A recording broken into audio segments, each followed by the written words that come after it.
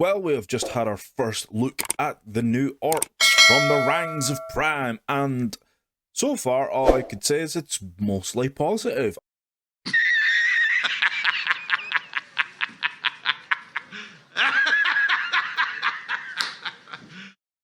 You serious? I do like these images, and one thing that has to be highlighted is they are people in costumes, and they're not going to be a CGI nightmare. I think this looks absolutely brilliant. I do like this image. No, you cannot joke about that. Yeah, that's not funny, Arthur. That's not the kind of humor we do on this show. Okay, I'm sorry. It's just, it's been a rough few weeks, Murray.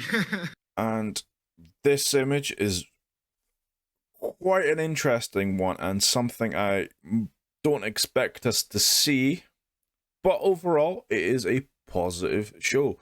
So with this image here, this helmet sort of signifies something I don't think we'll see, but could potentially.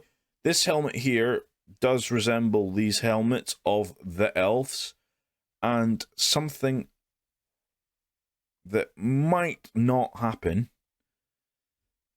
but could we see the creation of orcs? Shut up, Dick.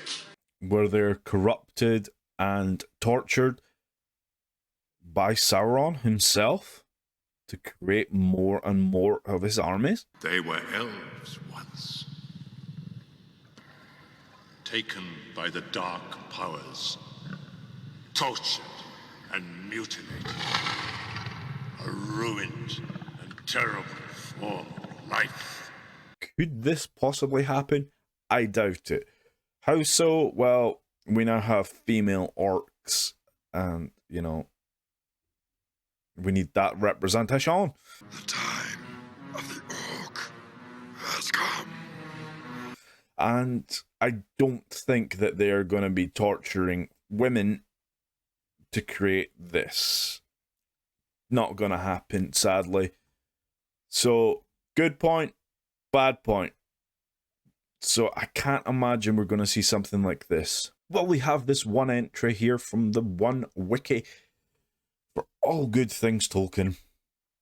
It's an extract from The Fall of Gondolin. For all that race were bred by Melkor of the subterranean heat and slime. Their hearts were of granite and their bodies deformed. Foul their faces smiled not, but their laugh that of clash of metal. And to nothing were they more fain than to aid the beast of the purpose of Melkor. So they are bred and tortured and created for the sole purpose of evil. So at least you got your representation there.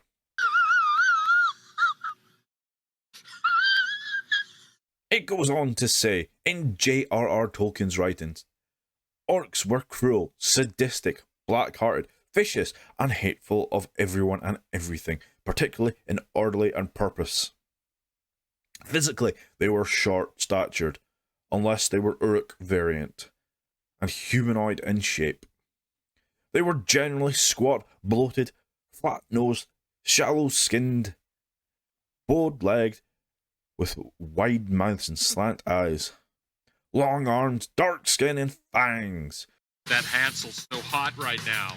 Tolkien describes one huge orc chieftain as almost man height, and some must have been close to hobbit height, as Sam and Frodo were able to disguise themselves in orcs in Mordor. They were roughly humanoid shaped with pointed ears, sharpened teeth, and grimy skin. Their appearance was considered revolting by most of the other races.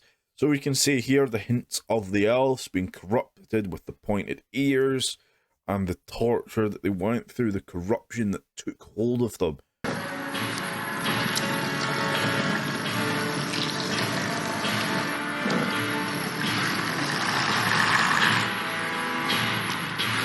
So to have that as a tick the box exercise, not great. How dare you! I do have one rather huge problem here. If we look at this orc here, now I'll give you a second. What seems extremely off here? Why, yes. Why is he wearing the Eye of Sauron in the Second Age? Yes. He was still Anatar at this point. This didn't happen again, and like Lady Gravemaster says, they're off by at least an age or half an age. So, yeah, not good. And they clearly did not read the books. And if you're wondering what the Eye of Sauron is this form of Sauron himself atop of Barad-dûr. For Sauron will have dominion over all life on this earth, even unto the ending of the world. This is when the eye first starts becoming a form. And when did Barad-dûr first happen? Well, we see here in the reconstruction. Around the Third Age, 1050, Sauron returned secretly made a stronghold at Dol Guldur. Gandalf did not discover that Sauron was the master of Dol Guldur until the Third Age, 2850. And in the Third Age, 2941, the White Council attacked the fortress, forcing Sauron to retreat to Barad-dûr, which the Nazgul had prepared for him, and began to rebuild in the Third Age, 2951. Whoops. It was completed in the Third Age, 2953, and from then on, Sauron stayed in Barad-dûr and constructed his war on the free people of Middle-earth there.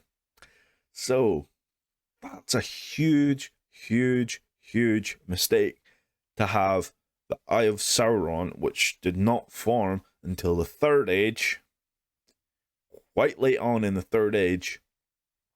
As it said there, 2953 is when Barad-dûr was constructed. Yes. And he did not go back there till 2941, after the White Council had attacked Dol Guldur. Big mistake. But I do have to give them props for bringing back costumed actors and looking pretty decent. So I'll give you one thumb up for that and a middle finger for the rest of the shit that you should know, because it's a big, big continuity error and it's a big mistake. Stop! He's already dead. So I thank you for watching. Please like, comment, subscribe to the channel, and as always, people, please, please, please stay awesome and keep fucking hammering on at these people for the trash that is being performed.